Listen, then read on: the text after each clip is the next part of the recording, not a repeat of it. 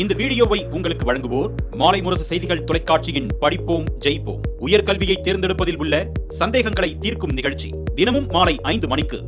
வணக்கம். மாலை முரசு செய்திகள் தொலைக்காட்சியில் 50 முக்கிய செய்திகளை விரைவாகவும் துல்லியமாகவும் அரைமணியில் பார்க்கலாம்.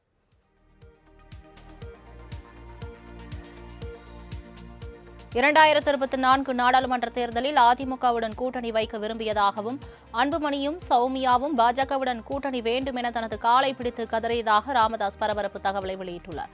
தைலாபுரம் தோட்டத்தில் செய்தியாளர்களை சந்தித்த அவர் அன்புமணியை கடுமையாக சாடினார். 35 ஆண்டுகால கட்சியை ஒரு நொடியில் அன்புமணி உடைத்துவிட்டதாக கலங்கிய ராமதாஸ், எனது சத்தியத்தை மீறி 35 வயதில் அன்புமணியை மத்திய அமைச்சராக்கியது முதல் தவறு என்றும், வளர்த்த கிடாவை மார்பில் பாய்ந்ததால் நிலைகுலைந்து போனதாகவும் அடுக்கடுக்கான குற்றச்சாட்டை முன்வைத்தார். பாமக கட்சித் தலைவர் அன்புமணி மீது அக்கட்சி நிறுவனர் ராமதாஸ் பல்வேறு குற்றச்சாட்டுகளை முன்வைத்த நிலையில் கட்சி நிர்வாகிகளை சந்தித்து அன்புமணி ஆலோசனை நடத்த உள்ளதாக தகவல் வெளியாகியுள்ளது. திண்டிவனம் தைலாபுரத்தில் செய்தியாளர்களை சந்தித்து பேசிய ராமதாஸ், அன்புமணியை அமைச்சராக்கி தவறு செய்துவிட்டேன் எனவும், கட்சி பொதுக்குழுவை கூட்டி அன்புமணியை பதவியை விட்டு நீக்குவேன் எனவும் காட்டம் தெரிவித்திருந்தார். இந்நிலையில் சோழிங்கநல்லூரில் உள்ள பனையூர் அலுவலகத்தில் நாளை முதல் ஞாயிறு வரை பாமக மாவட்ட மற்றும் மாநில நிர்வாகிகளுடன் அன்புமணி ஆலோசனை நடத்த உள்ளதாகவும், மாவட்டந்தோறும் புதிய உறுப்பினர் அட்டைகளை வழங்க உள்ளதாகவும் தகவல்கள் வெளியாகியுள்ளன. மறைந்த நடிகர் ராஜேஷ் உடலுக்கு முதலமைச்சர் மு.க.ஸ்டாலின் நேரில் அஞ்சலி செலுத்தினார். தமிழ் திரையுலகில் 50 ஆண்டுகளுக்கும் மேலாக பயணித்த பிரபல நடிகரும் டப்பிங் கலைஞரும் எழுத்தாளருமான ராஜேஷ் உடல்நலக்குறைவு காரணமாக காலமானார். இயக்குநர் கே. பாலச்சந்திரன் அவள் ஒரு தொடர்கதை படத்தின் மூலம் அறிமுகமான ராஜேஷ் 150க்கும் மேற்பட்ட திரைப்படங்கள் மூலம் ரசிகர்களின் பேராதரவை பெற்றார். அவரது உடலுக்கு விடுதலை சிறுத்தைகள் கட்சித் தலைவர் திருமாவளவன், நடிகர்கள் சத்யராஜ், MS பாஸ்கர், பார்த்திபன், வையாபுரி உள்ளிட்டோர் அஞ்சலி செலுத்தினர். இந்நிலையில் ராஜேஷ் மறைவுக்கு நடிகர் ரஜினிகாந்த் உள்ளிட்ட திரையுலகினர் இரங்கல் தெரிவித்துள்ளனர். ராஜேஷ் என்ற மனிதரின் பௌதீக உடலுக்கு 3 மரணங்கள் நேர்ந்திருக்கின்றன என அவருக்கான இரங்கல் கவிதையில் கவிஞர் வைரமுத்து தெரிவித்துள்ளார். ஒரு கலைஞன், ஒரு முற்போக்கு சிந்தனையாளன், ஒரு எழுத்தாளன் என்ற 3 இழப்புகள் ஒரே நேரத்தில் நேர்ந்துவிட்டதாக அவர் வருத்தம் தெரிவித்துள்ளார். கலை உலகம், அரசியல் உலகம், அறிவுலகம் குறித்த தீர்க்கமான சிந்தனையாளர் திடீரென மறைந்துவிட்டார் என்றும், மரணம் இயற்கை எனினும் இயல்பாக எடுத்துக்கொள்ள இயலவில்லை என்றும் கவிஞர் வைரமுத்து கூறியுள்ளார். அவரது உயிர் கலையமைதி கொள்ளட்டும் என்று கூறியுள்ள வைரமுத்து தனது ஆழ்ந்த இரங்கலை தெரிவித்து முகநூலில் பதிவிட்டுள்ளார். ஜூன் 15க்குள் பூத் கமிட்டி பொறுப்பாளர்களை நியமிக்க வேண்டும் என அதிமுக நிர்வாகிகளுக்கு அக்கட்சி பொதுச் செயலாளர் எடப்பாடி பழனிசாமி அறிவுறுத்தியுள்ளார். சென்னை ராயப்பேட்டையில் உள்ள அதிமுக தலைமை அலுவலகத்தில் மாவட்ட செயலாளர்கள் மற்றும் தொகுதி பொறுப்பாளர்கள் ஆலோசனைக் கூட்டம் நடைபெற்றது. கட்சியின் பொதுச் செயலாளர் எடப்பாடி பழனிசாமி தலைமையில் நடைபெற்ற கூட்டத்தில் 2026 சட்டமன்ற தேர்தல் பணிகளை விரைவுபடுத்தும் வகையில் பல்வேறு ஆலோசனைகள் மேற்கொள்ளப்பட்டன. தங்களுக்கு ராஜ்யசபா MP சீட்டு தர வேண்டும் என்பது அதிமுகவின் கடமை என்று தேமுதிக பொதுச் செயலாளர் பிரேமலதா தெரிவித்துள்ளார். இது தொடர்பாக புதுக்கோட்டையில் செய்தியாளர்களுக்கு பேட்டி அளித்த அவர், திமுகவை பொறுத்தவரை கமலுக்கு MP சீட் கொடுத்துள்ளார்கள், கூட்டணிப்படி அவர்கள் அறிவித்துள்ளார்கள், அதற்கு தான் வாழ்த்து தெரிவித்துக் கொள்வதாகவும், அதன்படி அதிமுகவும் தங்களுக்கு மாநிலங்களவை சீட்டை தரும் என்று எதிர்பார்ப்பதாகவும் தெரிவித்துள்ளார். 2026 ஆண்டு சட்டமன்ற தேர்தலையொட்டி நடிகர் விஜயின் தமிழக வெற்றிக் கழகம் சார்பில் 234 தொகுதிகளுக்கும் தற்காலிக வேட்பாளர்களை தேர்வு செய்யும் பணியை தொடங்கியுள்ளதாக தகவல் வெளியாகியுள்ளது. அதன்படி தொகுதிக்கு 3 நபர்களிடமிருந்து விவரங்கள் சேகரிக்கப்படுவதாகவும், அவர்களின் பின்புலம் என்ன, தொகுதியில் பெரும்பான்மையாக உள்ள சமூகம் தேர்தல் செலவு செய்ய இயலுமா, தனிநபர் செல்வாக்கு என்ன என்பது குறித்த விவரங்கள் சேகரிக்கப்பட்டு வருவதாக தகவல் வெளியாகியுள்ளது. முதற்கட்டமாக வடமண்டல தொகுதிகளுக்கு வேட்பாளர்களின் விவரங்கள் சேகரிக்கும் பணிகள் மும்முரமாக நடைபெற்று வருவதாக தகவல் வெளியாகியுள்ளது.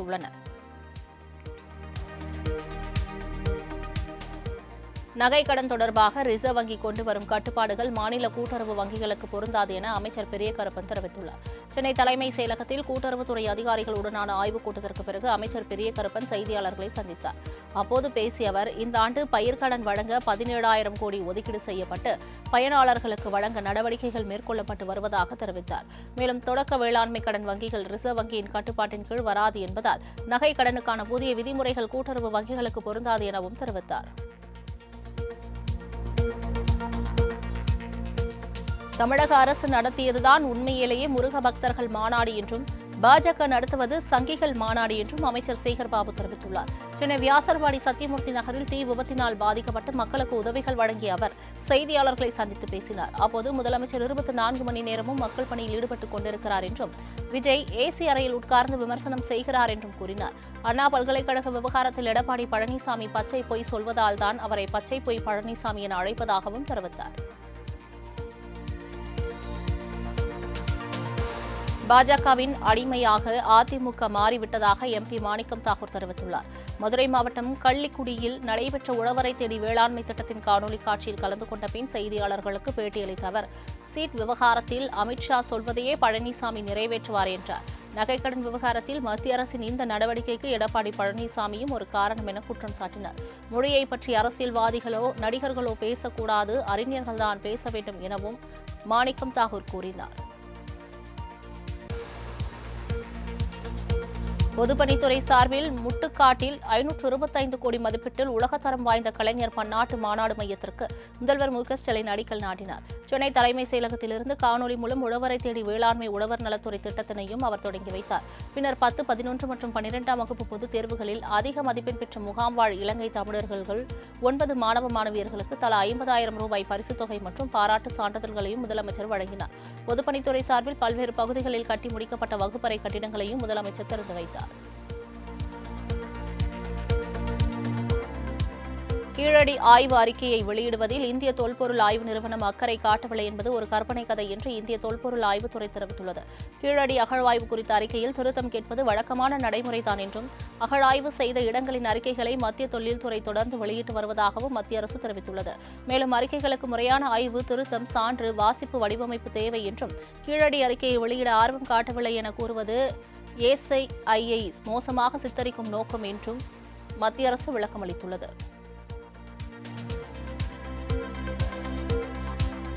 உடல் எடையை குறைப்பதற்காக தவறான சிகிச்சை அளித்ததால் பாதிப்புக்கு உள்ளான பெண்மணிக்கு மருத்துவமனை நிர்வாகம் 5 லட்சம் ரூபாய் நஷ்டஈடு வழங்க சென்னை நுகர்வோர் நீதிமன்றம் உத்தரவிட்டுள்ளது. சென்னையைச் சேர்ந்த சரண்யா என்பவர் உடல் எடையை குறைப்பதற்காக VLCC என்ற தனியார் மருத்துவமனையில் சிகிச்சை பெற்றுள்ளார்.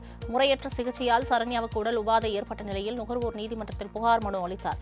விசாரணையில் முறையான அனுமதியின்றி மருத்துவமனை நடத்தி வந்தது தெரியவந்தது. இதனையடுத்து மருத்துவமனையை மூடவும் பாதிக்கப்பட்டவருக்கு இழப்பீடு தொகையாக 5 லட்சம் ரூபாய் வழங்கவும் நீதிமன்றம் உத்தரவிட்டது.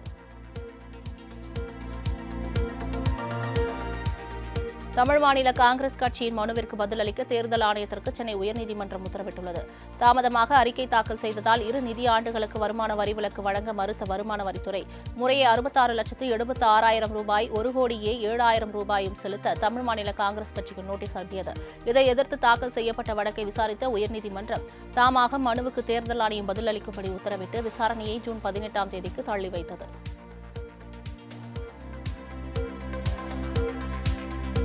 நீலகிரி, கோவை, தேனி மற்றும் தென் மாவட்டங்களில் நாளை மிக கனமழைக்கான ஆரஞ்ச் அலர்ட் விடுக்கப்பட்டுள்ளது. கோவை, நீலகிரி மாவட்டத்திற்கு அதி கனமழைக்கான சிவப்பு எச்சரிக்கை விடுக்கப்பட்ட நிலையில் இன்றும் ரெட் அலர்ட் விடுக்கப்பட்டது. அதன்படி கடந்த 24 மணி நேரத்தில் அதிகபட்சமாக நீலகிரி மாவட்டத்தில் 19 சென்டிமீட்டர் மழை பதிவாகியுள்ளது. மேலும் வங்கக்கடலில் நீடித்து வந்த காற்றழுத்த தாழ்வு பகுதி காற்றழுத்த தாழ்வு மண்டலமாக வலுப்பெற்றுள்ளதாகவும் தெரிவிக்கப்பட்டுள்ளது. இதேபோல் திருப்பூர், திண்டுக்கல் மாவட்டங்களில் கனமழைக்கான மஞ்சள் எச்சரிக்கை விடுக்கப்பட்டுள்ளது.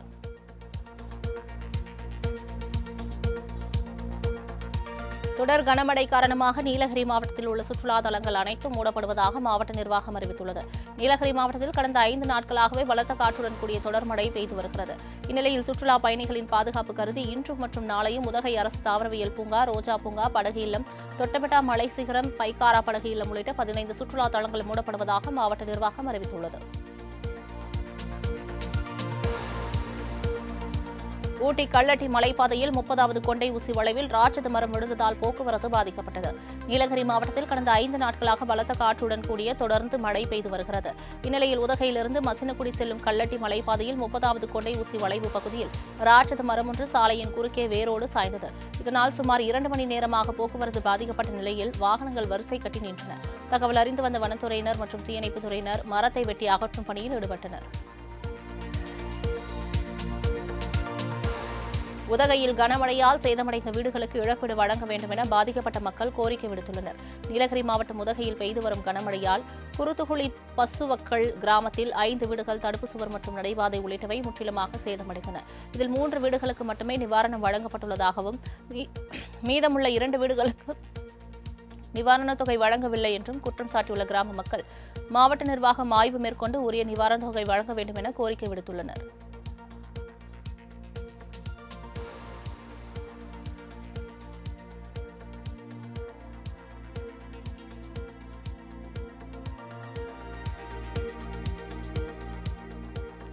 சேலம் மாவட்டம் ஓமலூர் அருகே விவசாயி வீட்டிற்குள் நுழைந்த மரநாயால் அப்பகுதியில் பரபரப்பு ஏற்பட்டது. மேல்காமண்டப்பட்டி கிராமம் விவசாய தோட்டங்கள் நிறைந்த பகுதியில் வசித்து வரும் விவசாயி யோகானந்தம் என்பவர் வீட்டில் குழந்தைகள் விளையாடிக் கொண்டிருந்த போது மரநாய் ஒன்று நுழைந்து அச்சுறுத்தியுள்ளது. இதுகுறித்து தகவல் அறிந்து வந்த வனத்துறை அதிகாரிகள் கூண்டு வைத்து மரநாயை பிடித்து பாதுகாப்பான வனப்பகுதியில் விட்டனர்.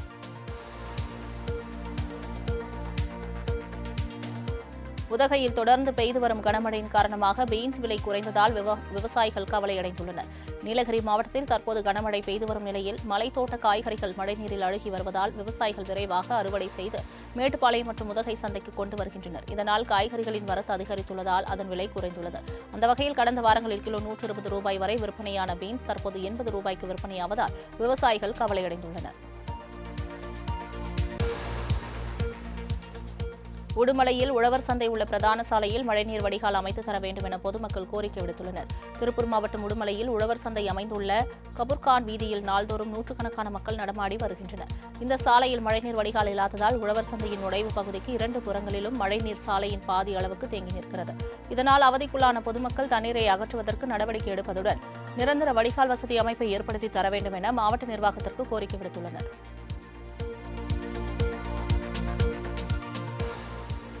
கன்னியாகுமரி கடல் பகுதிகளில் நீர்மட்டம் தாழ்வு காரணமாக சுற்றுலா படகுகள் இயக்கம் தற்காலிகமாக ரத்து செய்யப்பட்டது. கோடை விடுமுறையை முன்னிட்டு கன்னியாகுமரிக்கு வரும் சுற்றுலா பயணிகள் எண்ணிக்கை நாளுக்கு நாள் அதிகரித்து வந்த வண்ணமே உள்ளனர். அதில் பெரும்பாலானோர் சுற்றுலா படகுகளில் செல்வதில் அதிக ஆர்வம் காட்டி வருகின்றனர். இந்நிலையில் இன்று கடல் பகுதிகளில் நீர்மட்டம் தாழ்வு காரணமாக சுற்றுலா படகுகள் இயக்கம் தற்காலிகமாக ரத்து செய்யப்பட்டது. கடலில் இயல்பு நிலை திரும்பியதும் மீண்டும் சுற்றுலா படகுகள் இயக்கப்படும் என பூம்புகார் கப்பல் போக்குவரத்து கழகம் அறிவித்துள்ளது. கன்னியாகுமரி கடற்கரையில் தடையை மீறி பாறைகள் மீது ஏறி சுற்றுலா பயணிகள் செல்ஃபி எடுத்துள்ளனர். வங்கக்கடலில் காற்றழுத்த தாழ்வு நிலை உருவாகியுள்ளதால் சுற்றுலா பயணிகள் செல்ல வேண்டாம் என்று எச்சரிக்கை விடுக்கப்பட்டிருந்தது. இந்நிலையில் முறையான பாதுகாப்பு ஏற்பாடுகள் மற்றும் காவல்துறையினர் இல்லாததால் தடையை மீறி சுற்றுலா பயணிகள் பலர் ஆபத்தை உணராமல் கடல் பாறைகள் மீது ஏறி செல்ஃபி எடுத்து கொண்டாடி வருகின்றனர். மேலும் சுற்றுலா படகுகளில் செல்ல நீண்ட வரிசையில் நின்ற சுற்றுலா பயணிகளிடையே தள்ளுமுள்ளி ஏற்பட்டது. வங்கக்கடலில் காற்றழுத்த தாழ்வு மண்டலம் உருவாகியுள்ள நிலையில் புதுச்சேரி மற்றும் காரைக்கால் மீனவர்கள் மீன்பிடி கடலுக்கு செல்ல வேண்டாம் என மீன்வளத்துறை எச்சரிக்கை விடுத்துள்ளது. வங்கக்கடலில் உருவான காற்றழுத்த தாழ்வு பகுதி ஆழ்ந்த காற்றழுத்த தாழ்வு மண்டலமாக வலுப்பெற்றுள்ளதால் புதுச்சேரி காரைக்கால் துறைமுகத்தில் 1ஆம் எண் புயல் எச்சரிக்கை கூண்டு ஏற்றப்பட்டுள்ளது.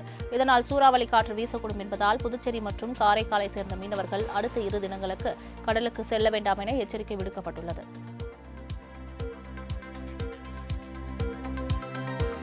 கன்னியாகுமரி மாவட்டம் வாணியக்குடியில் கண்டெய்னர் ஒன்று கரை ஒதுங்கியது. கடந்த 24ஆம் தேதி கொச்சி கடல் பகுதியில் சரக்கு கப்பல் ஒன்று கடலில் மூழ்கியது. இந்நிலையில் ஏராளமான கண்டெய்னர்கள் கடலில் மூழ்கி கரை ஒதுங்கி வருகின்றன. இதில் ஒரு கண்டெய்னர் கன்னியாகுமரி மாவட்டம் வாணியக்குடியில் கரை ஒதுங்கியது. இதனால் கடற்கரையில் உள்ள கிராம மக்கள் அதிர்ச்சி அடைந்துள்ளனர். மேலும் இதனை ஆய்வு செய்ய மும்பையிலிருந்து வல்லுநர் குழு வர இருப்பதாக தகவல்கள் வெளியாகியுள்ளது.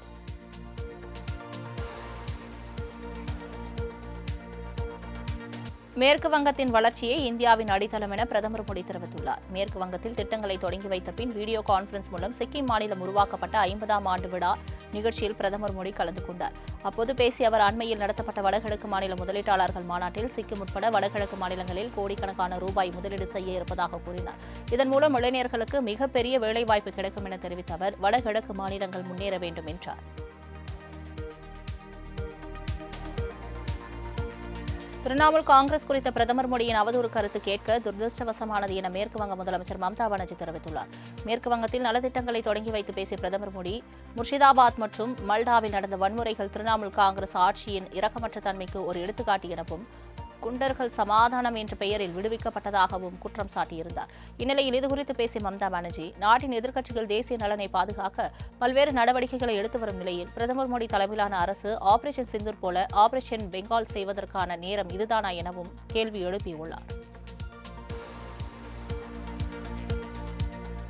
பாகிஸ்தான் ஆக்கிரமிப்பு காஷ்மீர் இந்தியாவிடம் திரும்பும் நாள் வெகு தொலைவில் இல்லை என மத்திய பாதுகாப்புத்துறை அமைச்சர் ராஜ்நாத் சிங் உறுதியளித்துள்ளார். இதுகுறித்து டெல்லியில் நடைபெற்ற வணிக உச்சி மாநாட்டில் பங்கேற்று பேசிய அவர், காஷ்மீரில் வாழும் மக்கள் இந்தியாவுடன் வலுவான தொடர்பை உணர்வதாகவும் விரைவில் ஆக்கிரமிப்பு காஷ்மீர் இந்தியாவிடம் திரும்பும் எனவும் தெரிவித்தார். மேலும் பயங்கரவாதத்தை நடத்துவது செலவு குறைந்ததல்ல என தெரிவித்த அவர், பாகிஸ்தான் அதற்கு அதிக விலை கொடுக்க வேண்டும் என்பதை உணர்ந்துள்ளதாக கூறினார். பாகிஸ்தான் எப்போதும் இந்தியாவுக்கு பிரச்சினை கொடுக்க வேண்டும் என்பதற்காகவே செயல்பட்டு வருவதாக ஆளுநர் ரவி தெரிவித்துள்ளார். சென்னை கிண்டியில் உள்ள ஆளுநர் மாளிகையில் சிக்கிம் மற்றும் கோவா மாநிலம் உருவான தினம் கொண்டாடப்பட்டது. இதில் கலந்து கொண்டு பேசிய ஆளுநர் ரவி, பிரதமர் நரேந்திர மோடியால் தான் இந்த மாநிலங்கள் உருவாகிய தினம் கொண்டாடப்படுகிறது என்றார். இந்தியா என்ற பெயர் 80 ஆண்டுகளுக்கு முன்பாக தான் வந்ததாகவும், ஆனால் பாரதம் என்பது குறைந்தது 7000 ஆண்டுகளுக்கு முன்பிலிருந்தே இருப்பதாகவும் கூறினார்.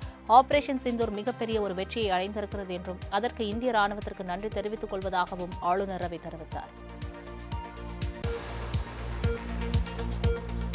இந்திய விவசாயிகள் நாட்டின் முதுகெலும்பு என்று துணை ஜனாதிபதி ஜெகதீப் தன்கர் தெரிவித்துள்ளார். டெல்லியில் நடந்த முன்னாள் பிரதமர் சரண் சிங் நினைவு தினத்தில் பங்கேற்ற குடியரசு துணைத் தலைவர் ஜெகதீப் தன்கர் செய்தியாளர்களை சந்தித்தார். அப்போது பேசிய அவர், இந்திய விவசாயிகள் நாட்டின் முதுகெலும்பு என்றும் நமது சமூகம் மற்றும் பொருளாதார அமைப்பின் மையப்புள்ளி என்றும் தெரிவித்தார். மேலும் சௌத்ரி சரண் சிங்கின் முழு வாழ்க்கையும் விவசாயிகள் மற்றும் கிராமப்புற வாழ்க்கைக்காக அர்ப்பணிக்கப்பட்டது என்றும் கூறினார்.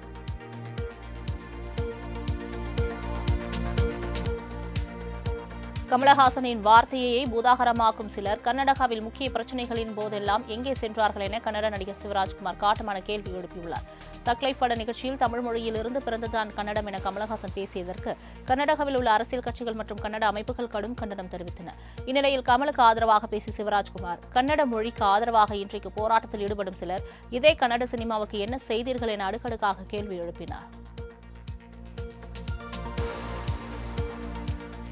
சமூக நீதி குறித்து காங்கிரஸ் தலைவர்கள் பேசுவது சரியல்ல என மத்திய இணையமைச்சர் ராம்தாஸ் அத்வாலே தெரிவித்துள்ளார். புதுச்சேரி வந்த சமூக நீதி மற்றும் அதிகாரமளித்தல் துறையின் மத்திய இணையமைச்சர் ராம்தாஸ் அத்வாலே அங்கு செய்தியாளர்களை சந்தித்தார். அப்போது நாட்டில் தூய்மை பணிக்காகவும் அதில் ஈடுபடும் தொழிலாளர்கள் நலனுக்காகவும் வழங்கப்படும் மத்திய அரசு நிதியை மாநில அரசுக்கு முறையாக செலவிட வேண்டும் என்று கேட்டுக் கொண்டார். அதனை மத்திய அரசின் சமூக நீதித்துறை கண்காணிக்கும் எனவும் அவர் கூறினார். மத்திய அரசு வக்பு வாரிய சட்டம் மூலம் அதன் சொத்துக்கள் பாதுகாப்புக்கு வழிவகுத்துள்ளது என்று ராம்தாஸ் அத்வாலே கூறினார். கேரள மாநிலம் இடுக்கியில் கனமழை காரணமாக பெரும் சேதம் ஏற்பட்டுள்ளது. தென்மேற்கு பருவமழை தொடங்கிய நிலையில் கேரளாவில் தொடர்ந்து பலத்த காற்றுடன் கூடிய கனமழை பெய்து வருகிறது.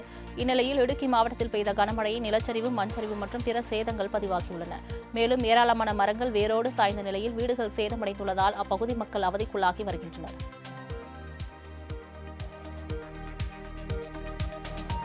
ஜம்முவில் நடைபெற்ற கலாச்சார நிகழ்வில் பாலிவுட் நடிகை ஹூமா குரேஷி பங்கேற்றார்.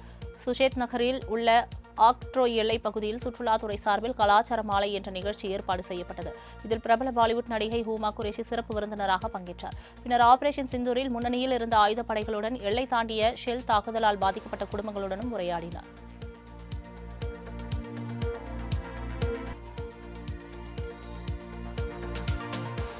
(2024-25) ஆண்டில் ரூபாய் நோட்டுகள் அச்சிடுவதற்கு 6,372 கோடி ரூபாய் செலவாகியதாக ரிசர்வ் வங்கி தெரிவித்துள்ளது. இதுகுறித்து ரிசர்வ் வங்கி வெளியிட்டுள்ள அறிக்கையில், புழக்கத்தில் உள்ள பண மதிப்பு 6% அதிகரித்துள்ளதாகவும் நோட்டுகளின் அளவு 5.6% அதிகரித்துள்ளதாகவும் தெரிவித்துள்ளது. மேலும் நாணயங்களின் மதிப்பு மற்றும் அளவில் முறையே 9.6%, 3.6% அதிகரித்துள்ளதாகவும் தெரிவித்துள்ளது.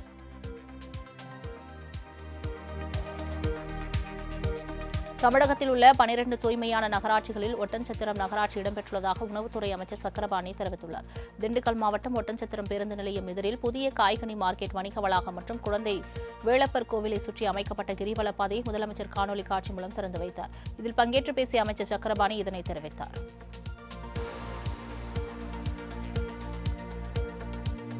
கோவையில் ஹெல்மெட் அணியாத இளைஞர் ஒருவர் காவலரிடம் வாக்குவாதத்தில் ஈடுபட்டதால் பரபரப்பு ஏற்பட்டது. கோவை கெம்பட்டி காலனி பகுதியைச் சேர்ந்தவர் பிரசாந்த். ஆன்லைன் பொருட்கள் டெலிவரி செய்யும் நிறுவனத்தை நடத்தி வரும் இவர் நேற்று இரவு ஹெல்மெட் அணியாமல் சென்ற நிலையில் காவலர் ஒருவர் பிரசாந்தை பிடித்து ஆவணங்களை காண்பிக்க கேட்டுள்ளார். அவரிடம் அசல் ஆவணம் இல்லாததால் வாகனத்தை காவலர் பறிமுதல் செய்ததாக கூறப்படுகிறது.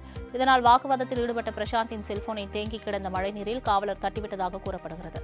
அதனை பிரசாந்த் வீடியோ எடுத்தபோது செல்போனை காவலர் பறிக்க முயன்ற காட்சி சமூக வலைதளங்களில் வைரலாகி வருகிறது.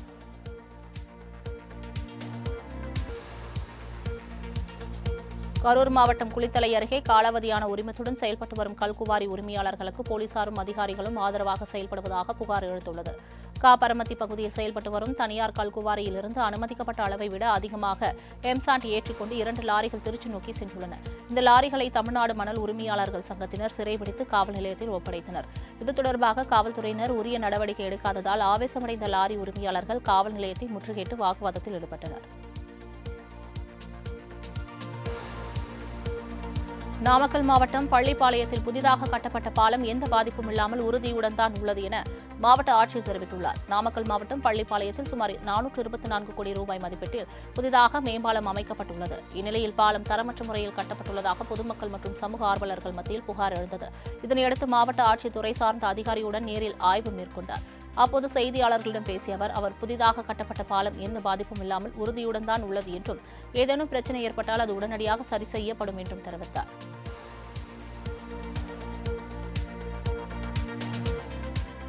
ஏற்காடு மலைப்பாதையில் சென்ற அரசு பேருந்து பாதி வழியில் பழுதாகி நின்றதால் பயணிகள் அவதியடைந்தனர்.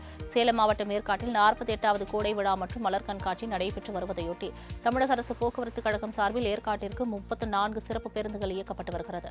இந்த நிலையில் சேலம் புதிய பேருந்து நிலையத்திலிருந்து ஏற்காடு சென்ற அரசு சிறப்பு பேருந்து ஒன்று 4வது கொண்டை ஊசி வளைவு அருகே திடீரென பழுதாகி நடுவழியில் நின்றது. இதனால் பேருந்திலிருந்து இறங்கிய 50க்கும் மேற்பட்ட பயணிகள் நீண்ட நேரத்திற்கு பிறகு வந்த அரசு பேருந்தில் ஏறி ஏற்காடு சென்றனர்.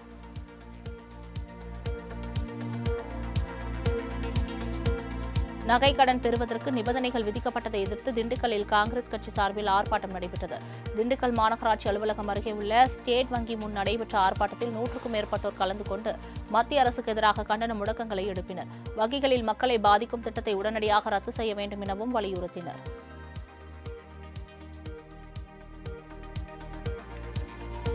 அரசு பள்ளி ஆசிரியர் செருப்பால் தாக்கியதில் பாதிக்கப்பட்ட 2 மாணவிகளுக்கு தலா 2 லட்சம் ரூபாய் இழப்பீடு வழங்க தமிழக அரசுக்கு மாநில மனித உரிமை ஆணையம் பரிந்துரை செய்துள்ளது. கள்ளக்குறிச்சி மாவட்டம் சின்னசேலம் பகுதியில் செயல்பட்டு வரும் அரசு பெண்கள் மேல்நிலைப் பள்ளியில் ஆசிரியர் கழிப்பறைக்கு சென்ற நிலையில் திறந்திருந்த கதவை மாணவிகள் 2 மூடியுள்ளனர். தொடர்ந்து சிறிது நேரம் கழித்து மாணவிகள் கதவை திறந்துவிட்ட நிலையில் ஆசிரியை மாணவிகளை செருப்பால் தாக்கியுள்ளார். இதுகுறித்து மாணவியின் தந்தை மனித உரிமை ஆணையத்தில் புகார் அளித்த நிலையில் ஆசிரியை மீது ஒழுங்கு நடவடிக்கை எடுக்கவும் 1 மாதத்திற்குள் மாணவிகள் 2 தலா 2 லட்சம் இழப்பீடு வழங்கவும் தமிழக அரசுக்கு ஆணையம் பரிந்துரைத்துள்ளது.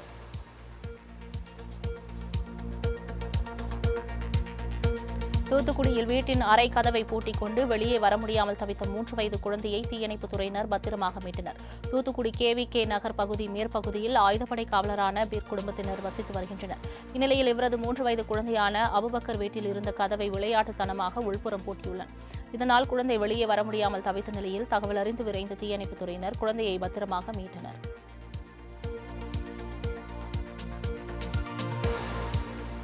திருச்சி மாவட்டம் மணிகண்டம் அருகே நடைபெற்ற ஜல்லிக்கட்டு போட்டியில் வெற்றி பெற்றவர்களுக்கு பரிசுகள் வழங்கப்பட்டது. செங்குறிச்சியில் மேடை முத்துமாரியம்மன் கோவில் திருவிழாவை முன்னிட்டு ஜல்லிக்கட்டு போட்டி நடைபெற்றது. இந்த போட்டியில் பல்வேறு மாவட்டங்களிலிருந்து 600 காளைகள் கொண்டு வரப்பட்டன. இதில் வெற்றி பெற்ற வீரர்களுக்கும் காளைகளின் உரிமையாளர்களுக்கும் பரிசுகள் வழங்கப்பட்டன. மேலும் போட்டியை ஏராளமான பொதுமக்கள் கண்டு ரசித்தனர்.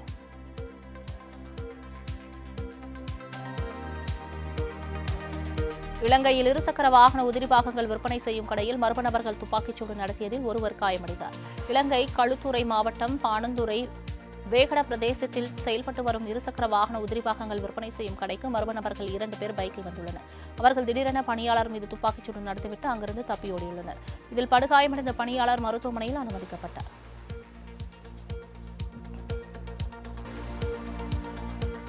ஹிந்தி சினிமாவின் முன்னணி நடிகரான ஹிருத்திக் ரோஷன் பிரபல தயாரிப்பு நிறுவனமான ஹோம் பிளே பிலிம்ஸ் தயாரிக்கும் திரைப்படத்தில் நடிக்க உள்ளதாக தகவல் வெளியாகியுள்ளது. KGF, சலார், காந்தாரா போன்ற வெற்றி படங்களை தயாரித்த ஹோம் பிளே பிலிம்ஸ் அடுத்த தயாரிப்பில் நடிகர் ரித்திக் ரோஷன் இணைய உள்ளதாக, இத்திரைப்படம் அதிக பட்ஜெட்டில் எடுக்கப்பட உள்ளதாகவும் தகவல் வெளியாகியுள்ளன. ஏற்கனவே Salaar 2, KGF 3, NTR Prashanth Neil கூட்டணியில் ஒரு படம் என அடுத்தடுத்து பெரிய லைன் பப்களை கொண்டுள்ளது ஹோம் பிளே பிலிம்ஸ் நிறுவனம் என்பது குறிப்பிடத்தக்கது.